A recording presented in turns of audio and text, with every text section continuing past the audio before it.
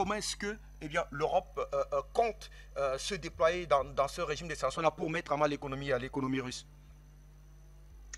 Déjà, bonsoir.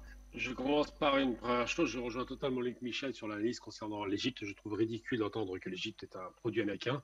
Elle a été alliée à un temps avec Moubarak, mais ça fait bien longtemps que c'est fini. Il y a pas, la formation égyptienne de Nasser et de Naguib était des formations anticolonialistes. Donc c'est vrai que j'ai entendu plusieurs fois ce genre de stupidité. Il faut absolument que ce soit évacué. L'Égypte n'a jamais été un ennemi de l'Afrique, encore moins des Russes. Il y a une période de flottement qui a duré à peu près 20 ans avec les Moubarak et Sadat pour partie, mais c'est fini ça. Aujourd'hui, l'Égypte, elle défend ses intérêts intelligemment puisqu'elle rejoint l'axe des pays de l'Est qui sont les plus puissants, à savoir la Russie, la Chine, l'Inde et tous les pays du BRICS. Ça, c'est la première des choses. Deuxième chose, par rapport au régime de sanctions. Alors, von der Leyen, qui est une véritable calamité pour son propre pays, l'Allemagne, dont on peut se poser les questions de savoir pourquoi elle a été l'obsession anti-russe. C'est peut-être traditionnel, je ne sais pas, vu que c'est une fan, von der Leyen, donc ça veut dire que c'est une aristocrate allemande, ou autrichienne d'ailleurs, on ne sait même pas, nous parle de régime de sanctions et de vouloir sanctionner la Russie. Moi, je suis très étonné d'entendre ce genre d'imbécilité, comme Bruno Le Maire, en son temps, a osé dire qu'il allait faire plier la Russie et qu'il allait faire plier le peuple russe. Bref, on est dans une guerre économique qui n'est même pas masquée. Et pourquoi, en plus, pour entendre qu'il voudrait faire en sorte que la Russie perde sur le plan économique et sur le plan militaire. Alors d'abord, sur le plan économique, comment peut-on faire perdre le principal contributeur d'énergie en Europe et de céréales? C'est ridicule.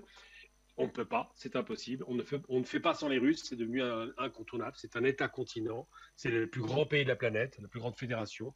Donc il est difficile de croire qu'on puisse bousculer la Russie au-delà même de quelques petites micro-sanctions qui sont largement compensées par l'aide chinoise et surtout par le génie russe qui a été capable de faire face aux premières vagues de sanctions de 2014 qui ne lui ont pas fait grand-chose, si ce n'est renforcer son économie. Donc ça, c'est la première chose. Deuxième chose, il parle après de train de sanctions renforcées parce qu'ils se rendent bien compte qu'effectivement, en dépit de tous ces discours un peu ridicules du victoire ukrainienne, il faudra quand même rappeler tout de même, hein, je tiens à le rappeler, qu'en dépit de tous les soutiens, des armements considérables qu'ils ont envoyés, des soutiens financiers supposés, mais surtout même de combattants étrangers, eh bien la guerre est et continue à être en Ukraine. Les Russes n'ont jamais été attaqués sur leur territoire, à part l'assassinat de Daria Dugin. Ils n'ont jamais été inquiétés chez eux. Le combat se passe uniquement et essentiellement en Ukraine, ce qui prouve qu'effectivement, celui qui est en position de force, c'est le Russe. C'est évident.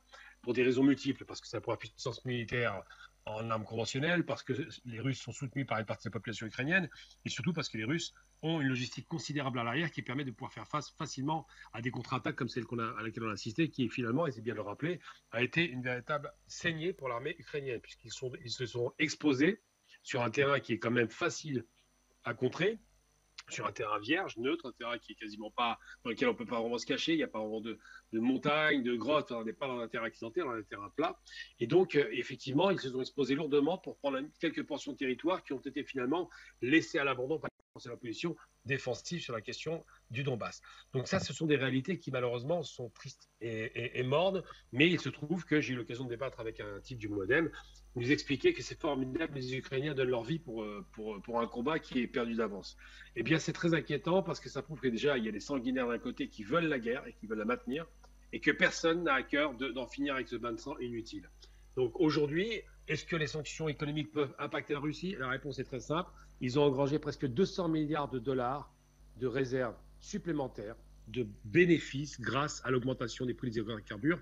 Ils vendent beaucoup moins de gaz et de pétrole et gagnent beaucoup plus d'argent qu'ils n'en ont jamais gagné.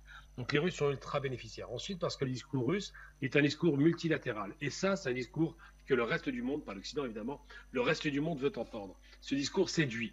Alors qu'il soit sincère ou pas, à la limite, on ne rentre même pas en considération. C'est la première fois qu'un homme est capable de dire nous ne voulons plus l'hégémonie américaine dans ce monde.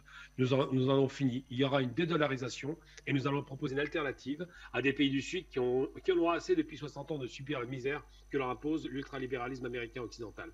Donc c'est ça qu'il faut contrer. Et effectivement, pour casser l'économie russe, c'est compliqué parce que c'est une économie mixte dont une grande partie est dirigée par l'État et une autre partie est très réactive, très créative, très innovante et est capable de faire face à des sanctions économiques qui finalement, dans un pays qui possède toutes les ressources minières, gazières, pétrolières, bref, c'est un pays qui est totalement autonome, qui peut parfaitement vivre en autarcie et qui n'est pas en autarcie grâce à la Chine, eh bien la Russie n'a aucune chance d'être sanctionnée économiquement et j'ai jamais cru à ces trains de sanctions. La sanction est une sanction inversée. Ils ont sanctionné de façon violente et magistrale les peuples européens qui n'ont, je le rappelle, jamais demandé la guerre.